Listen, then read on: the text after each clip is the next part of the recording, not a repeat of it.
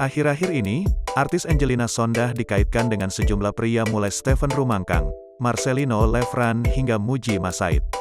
Nah, terkait Muji Masaid ini, Angelina Sondakh mendadak dapat doa berjodoh. Awalnya, Angi memposting momen kebersamaannya dengan Muji Masaid. Muji merupakan saudara laki-laki dari almarhum suaminya, Aji Masaid alias adik ipar Angi.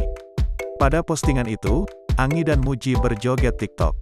Dalam video itu, tampak mereka berdua sedang mengenakan apron diduga sedang mengerjakan banyak pesanan. Kemudian, mereka berjoget menarikan gerakan-gerakan kekinian yang sedang populer di media sosial. Angi dan Muji tampak kompak menggoyangkan badan mengikuti irama lagu. Ada beberapa netizen yang mendoakan agar mereka berdua berjodoh. Namun, ada juga balasan berupa tulisan.